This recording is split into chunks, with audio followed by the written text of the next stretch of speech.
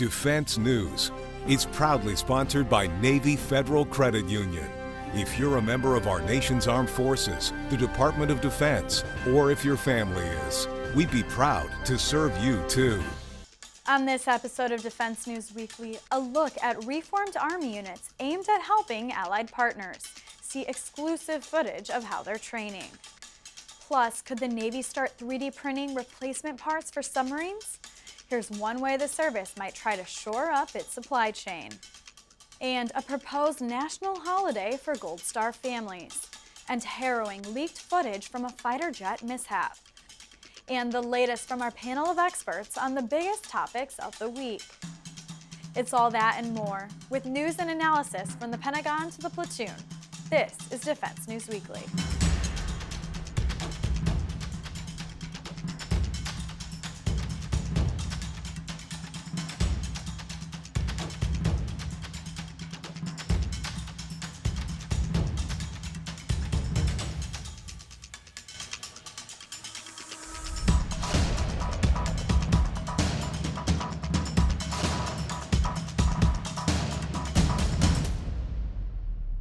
Welcome back to Defense News Weekly. I'm Andrea Scott.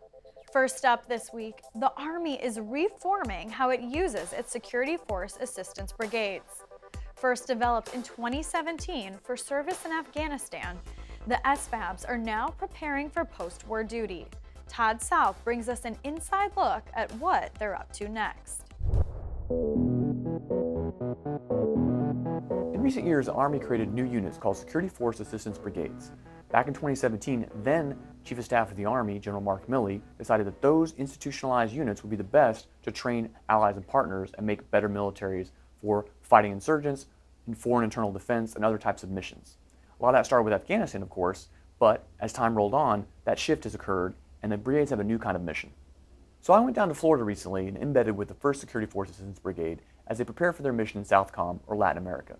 So a lot of what 1st SFAB was doing in Florida might mirror any kind of pre-deployment training.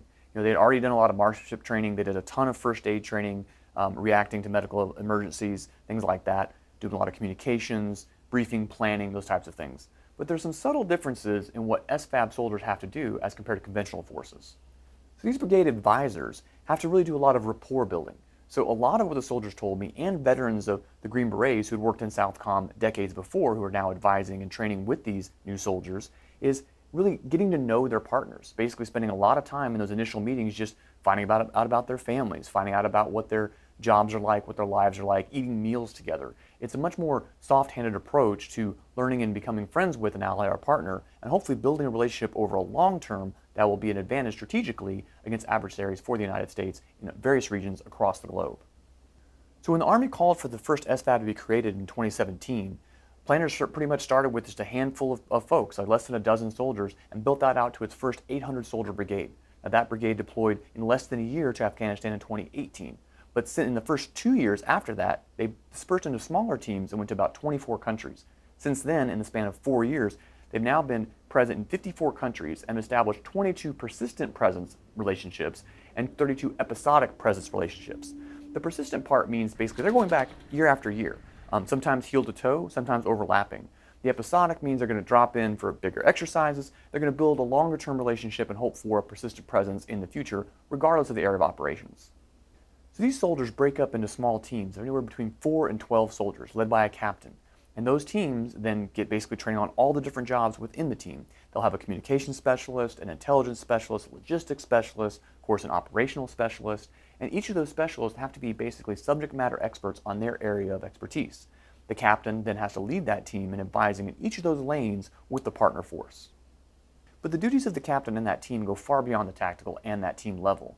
A captain may be communicating with an allied general or even a Department of State official working at the embassy from the United States. Sometimes they'll be communicating back to the States to convey their information to the Pentagon or other entities. So from a very small level team of, say, 4 soldiers even, all the way up to people at the Pentagon listening to what they're doing and how they're projecting American influence and American partnership across the globe. Now, there are actually 6 total SFABs across the Army. Each of them is aligned to a geographic combat command like SOUTHCOM, AFRICOM, EUCOM, INDOPACOM. The sixth one is in the National Guard, the 54th SFAB, and they actually fill in across the globe. So they have to be ready to go to pretty much any area of operations needed and fill in and assist other SFABs. So in the recent training we observed in Florida, they were going through some medical emergencies. Some things that might sound kind of simple. Basically, imagine they were driving through a busy city in Latin America and got into a car accident, and one of the soldiers was injured. Well, they have to do all their own medical treatment on the spot and then transport that soldier to a hospital for additional medical care in a more established situation. In another scenario, an enemy strike actually hits a U.S. outpost and there's mass casualties or multiple casualties that medics and the team has to deal with. In that situation, they have to develop their own protocols. They have to have their own life-sustaining support for hours, maybe even days, depending on how remote they are located. Those same soldiers that do all the basic soldiering tasks also have to worry about a lot of planning and briefing, be it logistics or communications or operational planning, such as an air assault. For instance, we saw soldiers basically advise a role-playing Latin American country colonel in an air assault with 3 different units taking 3 different bridges. Now, it was simulated over a video screen with mapping software and different kinds of scenarios, but the communication between the two, the colonel running those things while the American captain advised him, was very similar to what an American captain deployed somewhere in one of these AORs might experience. Now, while all of the brigades are filled out with soldiers and running through rotational deployments as we speak and prepping for years down the road and future partnerships and future deployments, there's really a high turnover at the brigades, and that's on purpose. Basically, the Army doesn't want people to become specialized and only work in SFABs throughout their career. They'd like soldiers to come in, say after a first tour or a second tour with some experience, share that subject matter expertise, have a deployment or two, leave, and perhaps come back at a higher rank and maybe command some units just like you would a conventional force, but also keep that moving through and keep that expertise fresh and knowledgeable, so that basically a soldier comes to the SFAB, shares their expertise in their area, be it medical, intelligence, logistics, communications, operations, but then goes back to the conventional force, not only to sharpen their own expertise in conventional operations, but also maybe bring that knowledge back again in another higher rank, higher role, higher echelon. And while the SFABs have grown their reach from just one country to more than 50 in the last 4 years, they want to go even further, even farther. And so Army commanders are reaching out along with state departments to establish new relationships, new rotations for teams across the globe with partners and allies. It creates pressure on adversaries such as Iran, China, and Russia, but also helps grow different militaries, and there's an exchange of learning. Even some of the soldiers I talked to who'd already been on deployments to Latin America said, yeah, we bring a lot of knowledge and equipment and expertise to the table, but we also learn stuff from our partners too. So it's kind of about establishing friendships that are going to stand the test of time, and alliances between the tactical and the strategic level for U.S. interests and for partner and ally interests. So we'll be following 1st SFAB as it deploys to SOUTHCOM later this year, and of course all the other SFABs across the Army and across the globe. I'm Todd South with Military Times.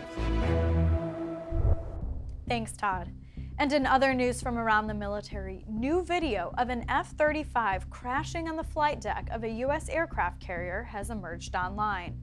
Leaked video from the deck cameras of the carrier Carl Vinson shows an F-35C Lightning II crashing in an attempt to land and skidding all the way down the ship in flames before plunging off the far end. The pilot and 2 other sailors were later evacuated to a hospital in the Philippines, while other injured crew members were treated on board. The Carl Vinson was operating in the South China Sea at the time of the incident. The Navy has launched an investigation. The Navy also made moves recently to relocate more than 350 service members from Naval Support Activity Bethesda in Maryland, the base that houses the Walter Reed Hospital, because of poor conditions.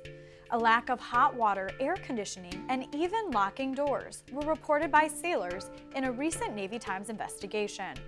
Hundreds of sailors were moved to Navy lodging not long after the story broke.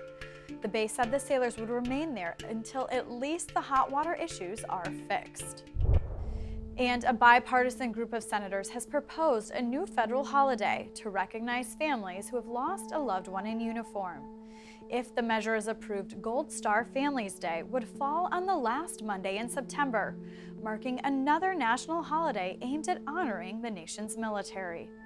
Republican Senator Joni Ernst and Democratic Senator Elizabeth Warren proposed the bill. The measure would need to pass through the House in order to advance.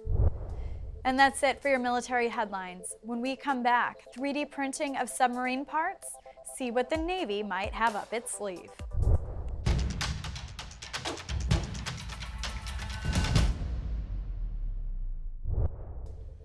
Welcome back. The parts that make up a modern submarine are so custom and specialized that creating replacements can be difficult. So, to clear up supply problems, the Navy is looking to turn to additive manufacturing, otherwise known as 3D printing. Defense News' Megan Eckstein tells us more.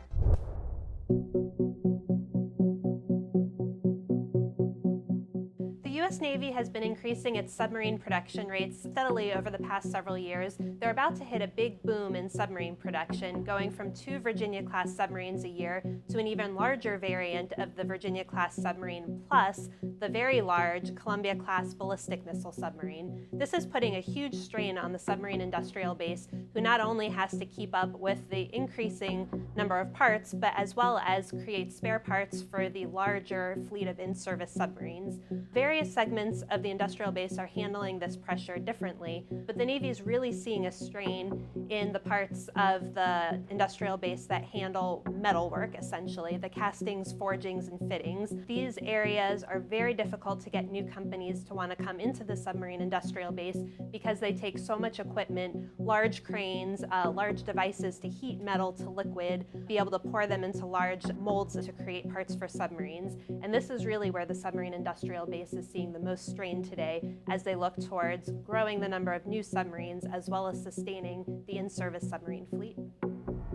The Navy has tried repeatedly to pour money into the industrial base to help shore up critical suppliers that can't keep up with increased demand.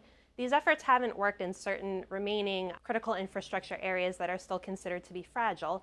So the Navy has decided that they're going to help these companies by introducing additive manufacturing. They're not going to take business away from the existing suppliers. However, the plan is to pair them with additive manufacturing experts throughout industry, such that the companies can kind of share their designs with 3D printing companies and come up with around-the-clock printing, essentially, to supplement what they're doing with metalworking. So the Navy would go out and work with these additive manufacturing small businesses and really just get that segment of the production ginned up by later this year is the plan, so that they can have more capacity for these metal pieces. The Navy has a list of their top 6 to 10 priorities for additive manufactured parts. These could be anything from shafts to pipes to just blades. They're really looking at what makes the most sense to get started. The issue with additive manufacturing in the past is getting through a certification process. These pieces go on submarines, and the submarine community has very high safety standards for any component that would go on the submarine. So the Navy needs to work through that certification process between now and later this year. But the idea is to start with these simple parts that are done by suppliers that are struggling to keep up with the demand. And so you're really kind of getting the best of both worlds by learning this new technology as well as helping the weaker parts of the industrial base. The Navy expects to have its first 3D printed part on an in-service submarine by later this year. Essentially, that part would get put into the submarine during a maintenance period. If this goes well, we can expect to see more 3D printed parts added into the supply chain for submarine repair, as well as potentially the next submarine down the line, the SSN-X Next Generation Attack Sub, could even be designed to accommodate 3D printing if this process proves to be worth it. We'll be watching to see how this 3D printing effort continues throughout this year and into the coming years.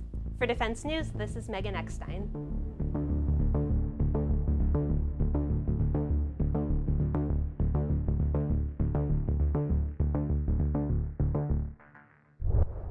Thanks, Megan. Coming up after the break, personal finance expert Jeanette Mack talks you through sending cash through mobile apps and why it pays to be careful.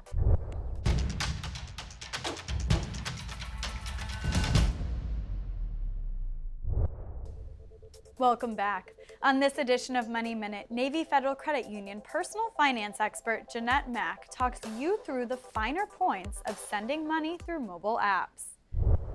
When you're out and splitting the bill with friends, if you're like millions of other people, you're using a person-to-person payment app like Zelle. It's fast, easy, and a great way to keep track of your cash spending. Keep in mind, though, when it comes to fraud or sending money to someone you don't know by mistake, correcting the situation is not so easy. For instance, when you lose your debit or credit card, you can freeze transactions until you find it again. Or your bank or credit union can issue you a new one, sometimes instantly. And if fraud happens, you're usually covered by a zero liability policy that helps get your money back.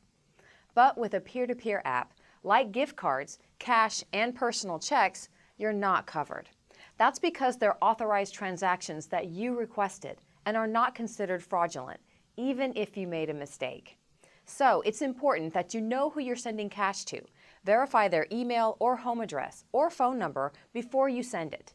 The convenience of apps and payment cards are a plus for your financial life, and your vigilance will help make sure your hard-earned money goes where you want it to go. Thanks, Jeanette. We'll check back in with you next week.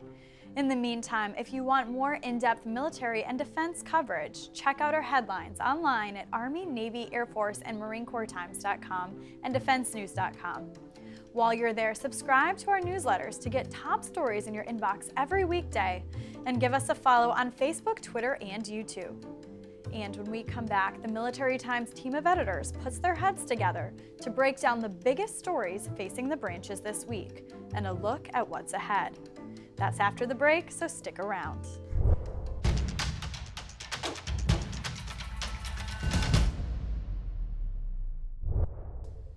Welcome back. With so many big stories breaking recently that involve all branches of the military, the Military Times editorial team circled up to figure out what it all means in this week's Reporters Roundtable.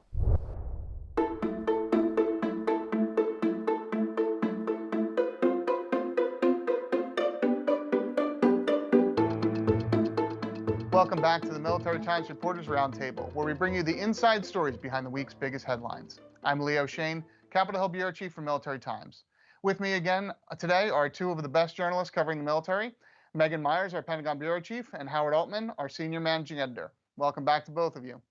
Let's start our review of this week's news in Eastern Europe, where tensions between Ukraine and Russia continue to dominate international news. As of this taping, Russia has not yet invaded its neighbor, but Western intelligence officials say that could happen any day. What has already happened is that the United States has started deploying several thousand service members to the region in a show of force. Megan, who are these folks and what exactly is this? What are they doing? So there's a headquarters element from the 18th Airborne Corps out of Fort Bragg. They are on their way to Germany or have already arrived. Members of the 82nd Airborne Division, also out of Fort Bragg, have gone to Poland. And then there are some members of the 2nd Cavalry Regiment who are based in Germany. They've gone to Romania. And basically, this is a show of support, and solidarity with allies. The intention is not to, aggress anybody. They wouldn't respond to any sort of, incursion by Russia into Ukraine. It is really just to reassure individual allies that the United States stands with them, essentially. So, Howard, you've been tracking this issue closely, and you've been talking to quite a few folks over in Ukraine. Does sending these troops mean anything if they're not going to engage with Russian forces if they come over that border? Well, the people I've been talking to in the Ukraine military are not really interested in U.S. troops' direct involvement in the situation. They're really interested in additional equipment, anti-tank systems, anti-aircraft, anti-missile systems, radars, those kinds of things. They're not looking for someone else to fight the fight. They're looking for additional equipment to help them fight the Russians should they invade. And the U.S. has sent about $200 million worth of equipment over there. Is that enough in their mind? Are they still asking for more? Well, in their minds, they'd like to see more. They'd like to see some more sophisticated equipment. They would love, for instance, to see things like Patriot missiles, anti-missile systems, those kinds of systems. They're concerned the Russians can overwhelm them very quickly with superior firepower. So they're looking for more sophisticated arms. Oh, and I know there's a lot of interest in Congress in supplying that, but things like a Patriot missile battery, that's something that you can't just send over and expect them to be able to use right away. So this is going to be an issue that drags on unless Russia invades sometime soon. So let's shift real quick to events in Syria. Last week, U.S. forces conducted a raid on a compound in northwest Syria where the leader of the Islamic State was living. He was killed in a suicide bombing as U.S. troops advanced there, along with several of his family members. American forces also killed a top lieutenant of his. President Joe Biden hailed the operation as a success, saying that thanks to the bravery of our troops, this horrible terrorist leader is no more. Megan, what are the folks at the Pentagon saying about this? The Pentagon's really echoing Joe Biden's sentiments, which is this was, a great success. And, we should be thankful that this person is no longer walking around. There have been some concerns about some of the casualties at the compound. There were no U.S. casualties, though. And of course, a special operations helicopter had to be left behind. But otherwise, they consider it a mission accomplished. And I know that that helicopter going down raised some initial concerns, but it sounds like the Pentagon is saying that was more of a mechanical issue that happened separate from the actual mission, and it wasn't really a casualty of the mission, so to say, but just an unfortunate timing incident. Right. It wasn't like the Bin Laden raid where a helicopter actually had a hard landing. It was a mechanical, technical error that they couldn't fix on site, and so they thought, leave it behind. It's not worth it. Howard, I found it really interesting. The Pentagon said this operation was conducted with the idea of minimizing civilian casualties. Haji Abdullah was living in a 3-story building with civilian shields on the first floor. So military leaders said they ruled out a drone strike or some sort of airstrike right away because of just the civilian casualties that could have occurred. That did put American troops on the ground and put Americans at greater risk, though. What do we make of that? Well, the calculus was clearly that the U.S. government, the Biden administration, did not want to see a repeat of what happened in Afghanistan in August when 10 civilians were killed in a U.S. drone strike. There was also reporting by the New York Times about a strike in Syria in which civilians were killed, and that was covered up. So the Biden administration and the Pentagon took this into account as they developed this mission over the course of several months. Yes, it puts U.S. troops in danger more because they're on the ground. This is something that has been carried out several times over the course of the ongoing war against jihadi groups. Remember that after the Bin Laden raid, Admiral McCraven told us that the mission itself was not very sexy. He mentioned that there were several other missions that went after high-value targets that night. This is something that the military trains for. They're well aware of the risks. The troops involved really want to go. It did apparently minimize risk in terms of what would happen with a drone strike, but people were still killed. No one from the U.S. was killed, so U.S. officials say it was a great success. The Senate Judiciary Committee had a hearing last week where they talked about the issue of drone strikes and the use of them, and this came up. The Biden administration got some praise for not taking an airstrike approach because of that, because of the civilian casualties. But there were several lawmakers who did raise concerns. They said, hey, this did increase the risk to U.S. forces, so it's something that needs to be considered in the future and something that needs to be watched. So very interesting approach there. Finally, this week, Howard, since you're on with us, I had a question for you as our staff Florida expert. You spent several years working for the Tampa Bay Times, so I feel like you can handle this. We had a story on Military Times last week about a Florida boy who was magnet fishing with his grandfather in the South Miami Canal, and he pulled not one, but 2 50 caliber Barrett sniper rifles out. The weapons were turned over to police. My question for you, again, as our Florida expert, is this even news? I thought this was just a normal Tuesday in Florida. It's a normal Tuesday in Florida, but I am now inspired to get myself a magnet fishing magnet because who doesn't want that? Megan, you, like me, are from a civilized part of this country. Have you ever gone magnet fishing for heavy weapons in your, on your weekends and in your free time? I have to be 100% honest with you. I have never heard the term magnet fishing until you just said it 30 seconds ago. So. Well, look, you learned something new. That's what happens when you read Military Times. So listen, that's all we have time for this week. You can read more about that story and other important stories over at militarytimes.com. Thank you to my coworkers for joining me today, and we'll see you next time. Thanks, guys. And that's it for this week. Thank you for watching, and we'll see you next week.